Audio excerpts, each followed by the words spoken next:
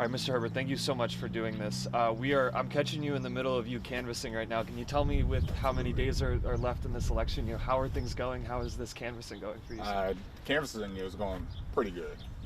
For the most part, when you canvass, you kind of average about maybe a 50% of whether or not you'll get someone to answer the door.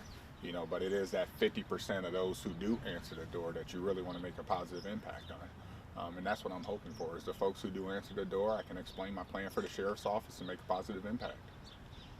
I think many people that run for this position, it is kind of a encapsulation of their career. Can you tell our audience a little bit about your experience, both starting with the sheriff's office and what you've achieved in that time? Oh yeah, absolutely.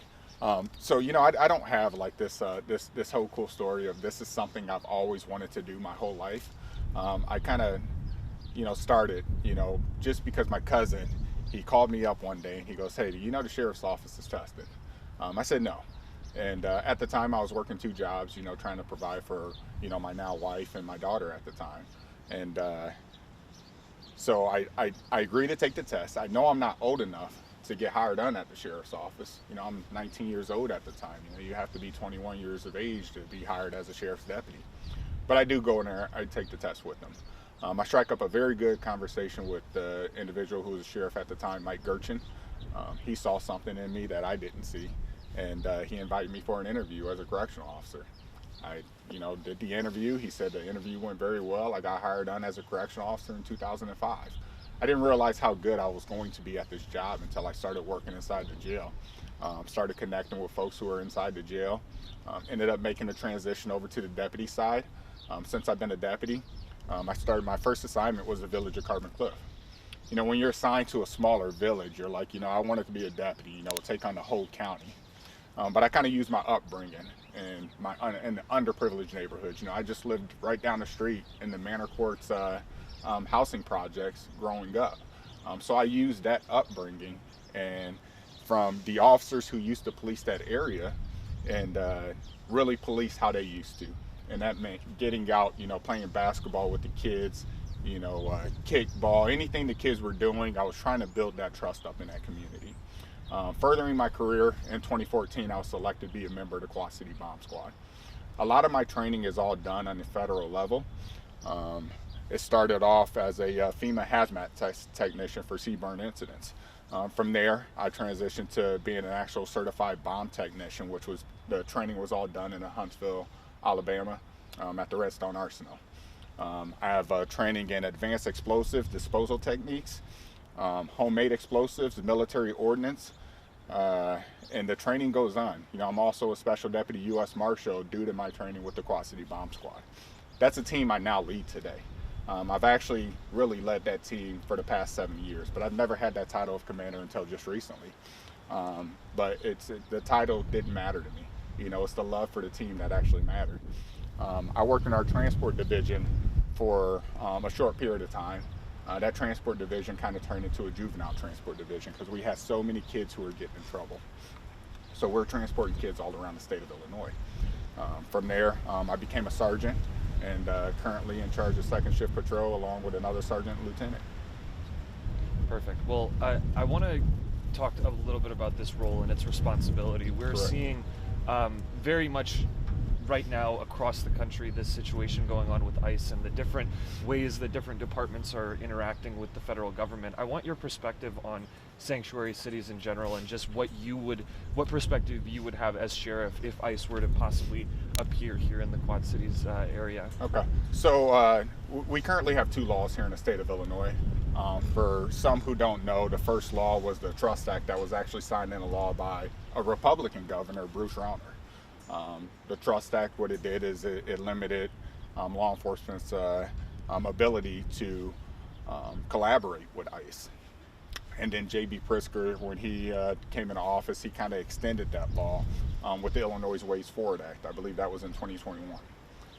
Both of those laws together, it does limits any law enforcement's ability to collaborate with ICE and the Immigration Customs Enforcement, unless there is a valid arrest warrant. Gotcha. So I do believe in that.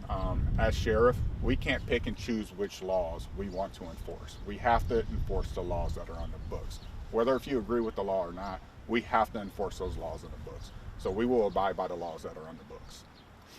One of the laws that is maybe being questioned a little bit and at least considered for a few amendments is obviously the Safety Act, and we've spoken previously. I'd like to know if you could give the audience a little bit of a perspective on maybe some of the issues that are going on with that act, and maybe also explain what the actual purpose of it is and why it was, kind of maybe enacted in the first place. Okay, there's some good things with the Safety Act and there's some bad things with the Safety Act. The good thing with the Safety Act is that they required all agencies to supply body-worn cameras, and those body-worn cameras have to be on. And there's also things in which,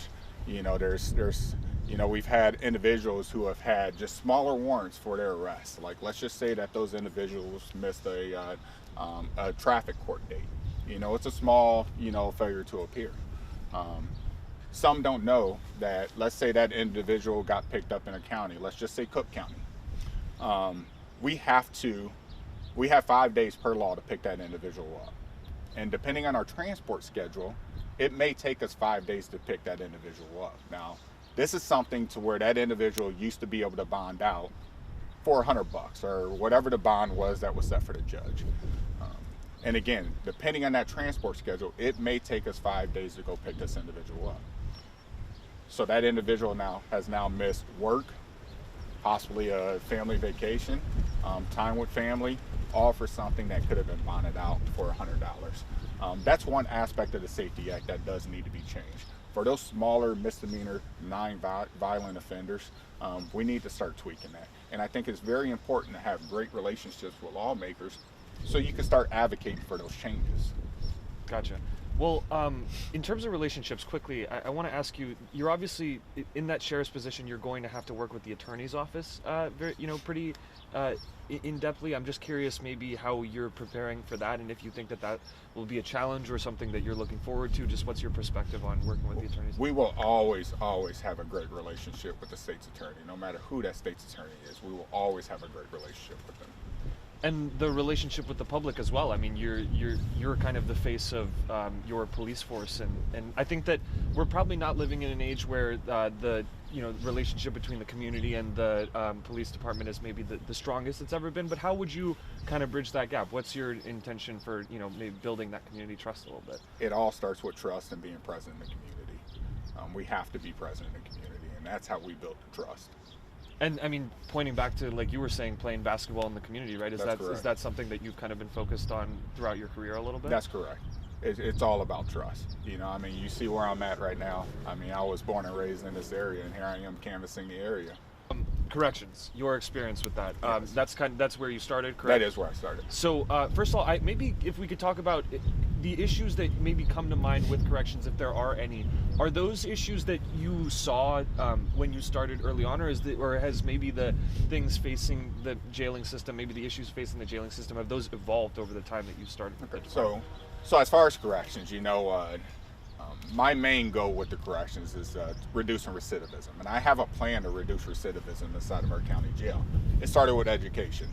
We have a great sheriff now who actually put the GED program back in our county jail. For a while there, we didn't even have a GED program in our county jail. Our sheriff understood the need for the GED program, and then now we're collaborating with Blackhawk College for the GED program. That's the first step of my plan. It's first the education.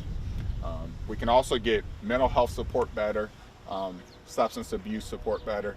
Once we get those things under control, we can then start looking at job placement. There's a lot of places around here who are willing to help with job placement. Not only that, anytime I speak to a union, I speak about my plan about reducing recidivism. How can we get these individuals who just want a second chance in life jobs? Studies has shown that you're 60% less likely to reoffend if you have a good paying job to go back to. You're too busy to get in trouble. You're too busy to fall back into old habits. And that's the program I want to put inside the jail. Gotcha. And I want to quickly ask you as well about mental health, both from the perspective of kind of those individuals that you're talking about and the police officers that you're going to kind of be working with. What do you think the state of both those situations are right now, and how do you think that they can be improved? Okay. Mental health is important on both sides, on the public and the law enforcement side. Here in law enforcement, we see a lot of bad things. Sometimes those do sit on your mind for a while. So officer wellness is very important. As far as mental health on the public side and what we're dealing with, we know that jail is the worst place to put somebody who's experiencing any kind of mental health issues. The state's beginning to lose a lot of funding they have for a while, and we're starting to see a lot more individuals in our county jails. I would prefer those individuals be out getting the help that they need. They're sitting longer inside of our jails because we're pulling funding from these places in which they should be in. Immediately when a judge deems them unfit, we should be able to transport them to a hospital so they can continue to receive treatment. But instead, they're sitting inside of our jail. And again, that is the worst place for an individual to be, is inside of our county jail. Okay. Well, just last few questions.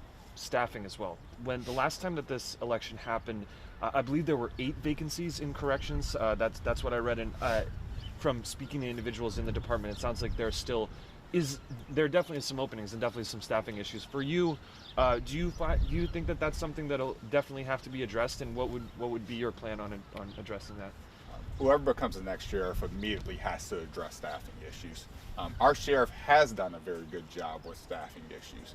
He's gotten us to numbers that, in the past 20 years, I don't think we've ever had as many staff as we have now. So our sheriff has done a very good job in terms of addressing our staffing issues. We need to continue to be the premier agency on both the Illinois side and on the Iowa side to start attracting everyone here to Rock Island County Sheriff's Office. This is a great place to work. It's a great place, to retire from. So we just need to continue being that premier agency, and we need to do a better job with actually explaining what Rock Island County Sheriff's Office has to offer. I think once we do that, we can get more people in here. Absolutely. And just lastly, you mentioned the sheriff that is retired. He's retiring, correct? He's retiring. So that was someone that you had run in a race against previously in the last election. And obviously you returned to the department. You've set yourself up for an even better candidacy now. As you kind of prepare yourself for this election, and knowing that if you lose to your opponent, there's a possibility that you'd be working under them, or if you were to stay with the department. So what is your perspective on that, and how do you feel about that possibility? In 2022, when I lost to our now current Sheriff Hart, I immediately congratulated him and offered any kind of assistance I could at that time when he was running for sheriff as well. That offer still stands for anyone who becomes the nominee on the Democratic side. I will assist any way I can to push that individual forward. Now, I hope that individual is me.